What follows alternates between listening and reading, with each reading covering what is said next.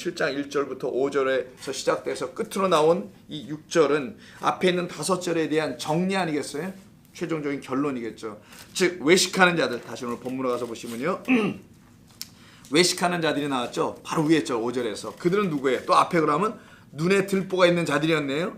이들을 최종적으로 정리한 6절로 보니까 전부 다 뭡니까? 개들이며 돼지야. 그러니까 외식하는 자들과 눈에 뭐가 들어가 있는 자들, 그리고 개들이며 돼지는 똑같은 율법 신봉자들이라는 거예요.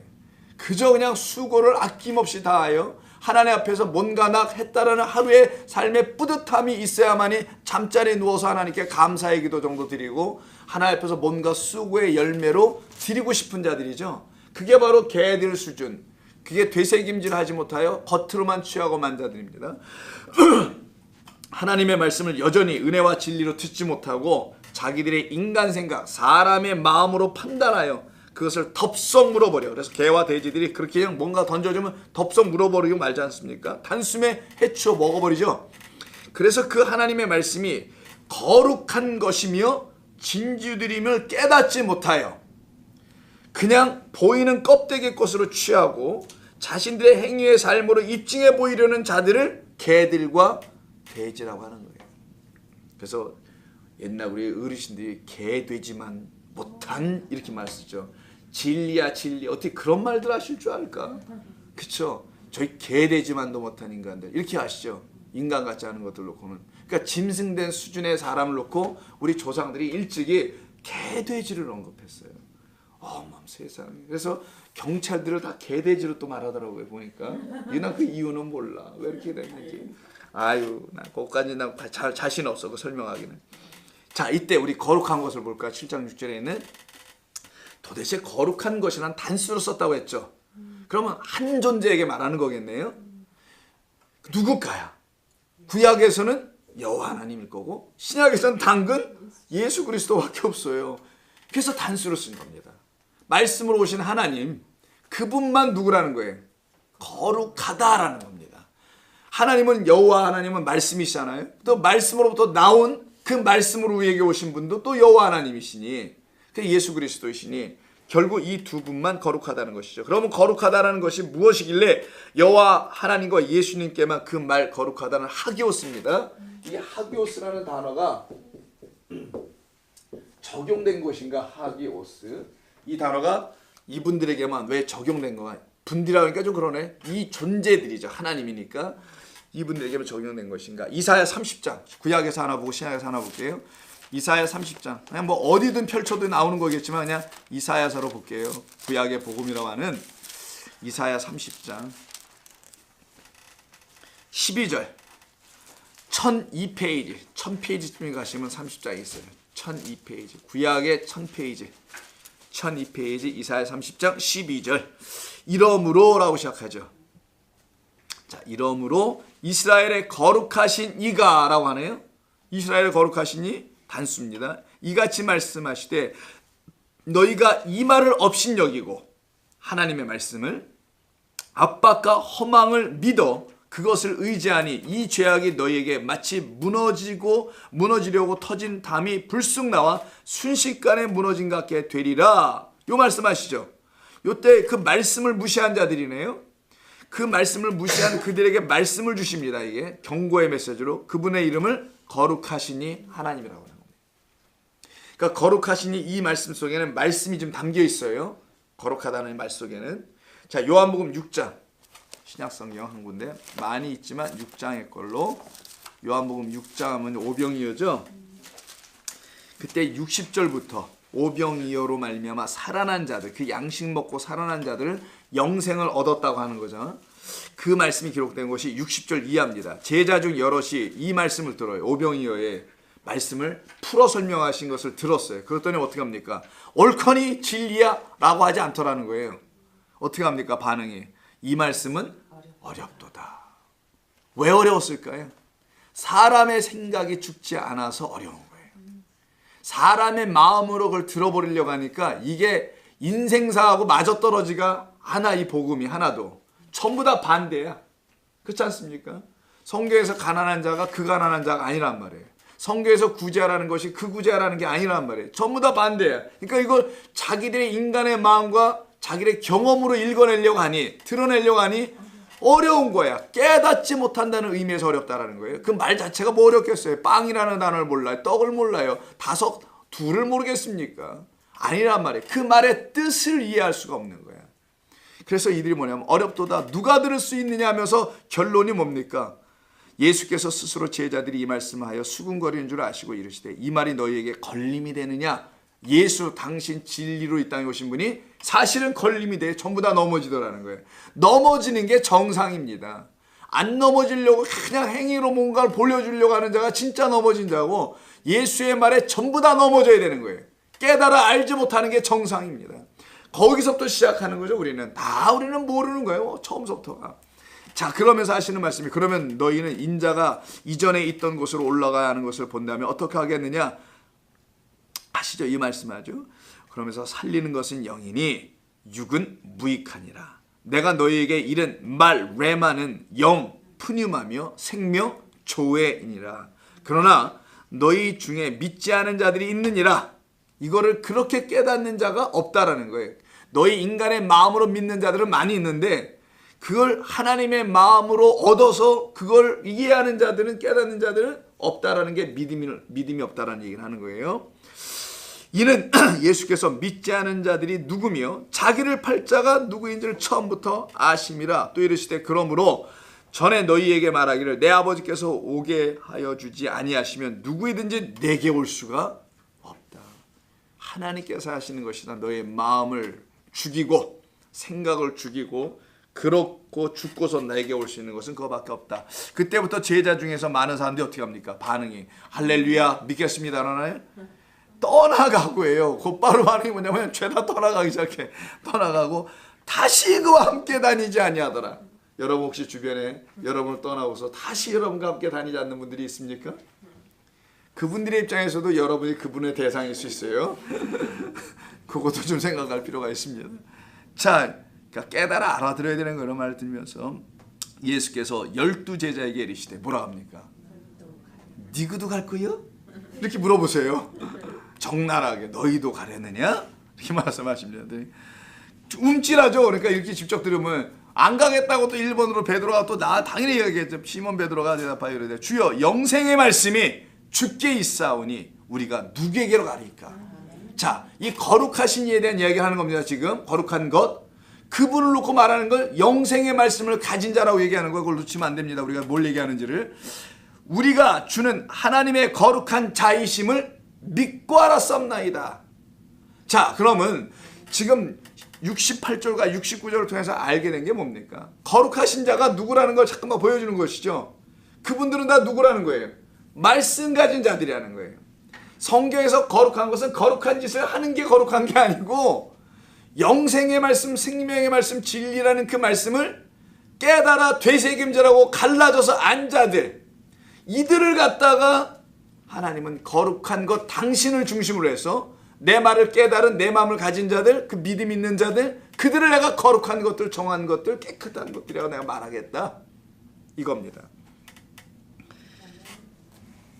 아멘이 형광등으로 몇 박자 늦게 나왔지만 그러므로 여호와 하나님과 예수 그리스도에게만 거룩하다라고 하신 것은 아버지 하나님과 그의 아들로 이 땅에 오신 예수 그리스도만이 참되신 깨끗한 말씀 하기오스, 이게 깨끗하냐고 그랬죠. 거룩하냐 아니라 깨끗한 말씀이시기 때문인 거예요. 이 깨끗한 말씀을 가진 여러분들도 하나님의 말씀들이니 깨끗하다 하시겠다는 겁니다. 그래서 7장 6절에 이런 말씀 나오고, 다시 본문 가서서요. 7장 6절.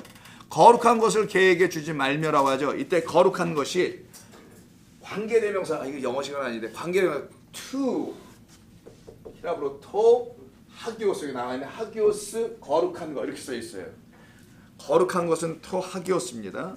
거룩한 것 중성 명사로 썼어요. 죄송합니다. 이게 헬라어 좀 문법을 자꾸만 얘기해서 중성 명사로 썼다는 거예요. 이게 중성, 남성이 있고요, 여성이 있잖아요. 중성이 있어요. 중성이 뭡니까? 나이가 50 이상 된 아줌마들이지 않습니까? 아저씨들, 이런 분들은 성이 없어요. 남자인지 여자인지 몰라. 그때부터는 이게 바로 중성 아닙니까? 그래서 이거 갖다 다른 말로 하면 중년이다라고도 하죠. 근데 감이 오시죠 이런 얘기를 들으면 다른 걸 이해는 안 돼도 이런 것들은 우리가 중성은 헬라어나 히브리어에 있는 표현이에요. 남성과 여성만 있지 않고 중성이 있어요. 이것도 저것도 속하지 않는. 이 하기오스는 거룩한 것이라는 단어인데 요때 거룩한 것, 요때 요 붙인 요 토라는 것이 what인데 영어로 굳이 설명하면 what is 하기오스라는 뜻이에요. 거룩한 것 이런 말입니다. 근데 이 거룩한 것에 이 토가 중성을 썼다라는 거예요. 남성도 아니고 여성도 아니고. 왜 그럴까? 이걸 이해해야 된다는 거예요. 왜 중성을 갖다 썼을까? 그것은 바로 거룩한 것은 하나님께만 해당되기 때문입니다. 단수 썼다 그랬잖아요. 거룩한 것 누구? 성령이잖아요. 그래서 성령 푸뉴마가 중성이에요. 그걸 알려주려고 거룩한 것 성령은 개들에게 주지 말라 이렇게 하신 거예요. 개들이 취할 수가 없다라는 말이기도 한 겁니다. 그래서 거룩한 것은 진리의 말씀, 곧 성령이네요. 그래서 요한복음 6장 63절 64절에서 영은 살리는 것, 곧 말씀이요 생명이요 영이다 이렇게 되어 있잖아요. 바로 그게 거룩한 것을 말하는 겁니다. 그래서 중성을 쓴 거고요. 두 번째, 너희의 진주들이라고 되어 있죠. 진주를 갖다가 마가리테스라고 마가리테스인데, 자 마가리테스예요. 근데 이게 단수고 여기 복수로 마가리타스입니다. 이 마가리타스는 여러분 한 타스, 두 타스, 그러니까 복수 개념 있지 않습니까? 그런가 하죠? 자, 이 마가리타스가 진주라는 pearl, 진주에 진주들이라는 복수로 되어 있는데, 자 마가리타스에 여러분 우리 마가리따란 말 아세요? 스페니쉬? 마가리따. 술로 이렇게 이해하시는 분들이 있고요. 마가리따 왜 뭐 그래 술에도 뭐 있는 것 같아요. 그 마가리따 스페니쉬가 히라보 이 마가리테스에서 나온 거예요. 그걸 진주라고 하는 겁니다. 아시고 드세요. 마가리따 드실 때는 내가 진주도 아닌 내가 진주를 마시고 있나 보다 이렇게 생각하십니다.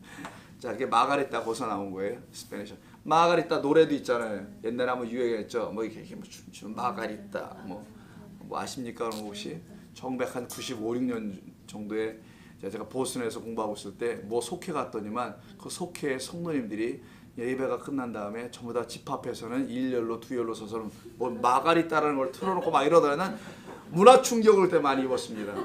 이민 와 한 20, 30년 지나면 다 저렇게 되는 건가? 그걸 굉장히 큰 기쁨으로 막 이러는데 한없이 촌스러웠고 제가 볼 때는. 근데 그게 바로 이 마가리따예요. 이게 진주란 뜻인데 너희의 진주라고 돼 있어요. 그 대신. 자, 너희의 진주들을 이걸 듣는 제자들이겠죠. 너희 제자된 나의 백성들아, 너희에게 준 그 진주들을 돼지들에게 던져주지 말란 얘기잖아요. 지금요. 그래서 그냥 진주가 아니라 너희 진주입니다. 그냥 진주는 조개 속에서 나오는 것이 아니라는 의미에서 너희 진주로 구별해 놓으신 겁니다. 진주는 여러분 아시다시피 오랜 시간 동안 조개 그 속에서 모래들로 말미암아 계속 만들어진 것이죠. 많은 고통을 삼켜가면서 고통의 과정을 통해서 만들어진 것 진주라고 합니다. 성령 안에서 깨달아 알게 된 진리의 말씀을 보배 진주로 가진 너희를 말하는 거예요. 다른 게 아니라 그 진주들을 개들에게 던져 돼지에게 주지 말라라고 하십니다. 자, 그러면 이 진주가 나온 본문이 마태복음 13장에 한번 보겠습니다. 마태복음 13장 10불인 자 비유에 나와 있는 중간 부분, 그러니까 거기 살짝 껴있는 10불인 자 비유 속에 껴있는 씨는 생명의 말씀을 이 땅에 주시러 오신 그 예수님에 대한 이야기죠. 그 이야기가 섞여있는 마태복음 13장 44절 이하에 보시면 천국은 마치 밭에 감추인 보화와 같으니 사람이 이를 발견한 후 숨겨두고 기뻐하여 돌아가서 자기의 소유를 다 팔아 그 밭을 사느니라. 또 천국은 마치 좋은 진주를 구하는 장사와 같다라고 하죠. 극히 값진 진주 몇 개? 그렇죠. 하나로 이 땅에 오신 그분 독생자 모노게네스죠. 진리로 하나로 이 땅에 오신 그 예수 그리스도를 발견한 자는, 그가 보물인 것을 안 자는 그 진주를 어떻게 할 거예요? 발로 밟습니까? 아니죠. 통째로 밭을 다 사고요. 그냥 진주를 자기가 갖고 있는 모든 것들 다 팔아서 그 하나를 사요. 그리고 그 산 것을 누구에게 팔겠어요? 안 팔죠. 자기 것으로 갖습니다. 세상에 하나밖에 없으니까 이건 팔 수가 없는 거야. 2개 정도 돼야 팔고 나도 하나 갖고 뭐 이러는 건데 하나밖에 없으니까 절대로 못 팔아요. 그러니까 자손 4대로 집에 갑으로 물려줄 수밖에 없겠지. 그게 바로 보배, 보화, 진주, 예수 그리스도라서 단수를 쓴 겁니다. 그 진주를 제각기 다 갖고 있는 거예요. 그래서 너희들이라는 내 백성들이 그 진주를 하나씩 다 갖고 있어서 이 본문에서는 진주를 복수로 쓴 것뿐입니다. 하나의 진주를 무수한 다수가 갖고 있으니까 너희들이 그 진주들을 갖고 있구나라고 표현한 것뿐인 거죠. 그것을 설명하고 있는 거예요. 계시록, 그러니까 이 말씀으로 뿌려진 그 진주죠. 뭐 다른 진주가 아닙니다. 말씀이라는 거예요. 계시록 21장에서도 나옵니다. 아까 22장에서도 한번 읽었는데 계시록 마지막 장, 성경의 마지막 장, 계시록 21장, 22장이 마지막 장이지만 21장 21절. 자, 성전이죠. 144로 딱 규격이 나온 17절에 보시면 그 측량이 바로 우리 성도를 측량한, 말씀으로 측량된 우리들인데, 자, 그때 12문이 나옵니다. 21절에. 그 12문은 12진주니 각 문마다 한 개의 진주로 되어 있다. 12아들로 취해진 우리들이잖아요. 12명을 취했다는 게 아니라 12로 취한 겁니다. 144가 수치가 아니라 144로 취하고 12로 취하고 14만 4천으로 취하는 거예요. 하나님의 수입니다. 이게 하나님께서 우리를 당신의 말씀으로 만들어 딱 그 구격 안에 들어온 자들이에요. 자, 그들을 갖다가 12문이라고 하는 거예요. 12문은 각각의 문이 있을 테니까 이게 진리 안으로 들어가는 문인데 거기에 진주들이 하나씩 딱딱 박혀 있는 거예요. 그게 표지. 그 표를 통해서 아, 이가 바로 하나님의 백성이라는 걸 알게 되는, 그때 쓰는 것이 바로 진주입니다. 즉 하나의 진주를 가진 문이라는 거예요. 또 하나의 진주를 산 그 상인이라는 겁니다. 그런 자들은 이 진주를 함부로 다루지 않겠죠. 그러나 개와 돼지는 어떻습니까? 진주가 눈에 보이지 않죠. 그들은 뭐만 보여요? 그냥 눈에 보이는 음식만 보인단 말이에요. 덥석 물어야 돼. 그들은 그래서 발로 밟게 되죠. 발로 밟는 것은 마태복음 5장 13절에 처음 한번 나와요. 발로 밟다가 카타 파테온데 뭐 이런 단어는 모르셔도 되고요. 발로 밟다의 의미만 알면 됩니다. 5장 13절. 너희는 세상의 소금이니 소금이 만일 그 맛을 잃으면 무엇으로 짜게 하리요? 그 맛을 잃게 되면 어떡하냐? 아무 짜게 쓸데가 없죠. 소금의 맛을 잃은 소금이라는 얘기 들어보셨어요? 막간 인간을 알아도 우리가 막간 소금은 모르잖아요. 자, 맛을 잃어버린 소금. 소금은 진리의 빛과 똑같은 말씀이라는 건데 너희가 그 말씀이 되지 못하면 아무짝에 쓸모없는 육이다. 육체 덩어리다. 유익하게 하는 영이 아니다. 이런 말인데 쓸데없어 다만 버려서 사람들의 발에 밟힐 뿐이다. 이때 밟히는 게 여기서 나옵니다. 처음으로. 그러니까 진리의 말씀이 되지 못한 너, 개와 돼지의 수준인 어떤 것, 되새김질하지 못하고 구비갈라지 못하지 율법 차원에만 여전히 머물러 있는 너, 그래서 그 눈이 아직 들보가 박혀져 있는 너, 외식하는 너, 너는 그래서 밟힐 존재의 너라는 거예요. 히브리서 10장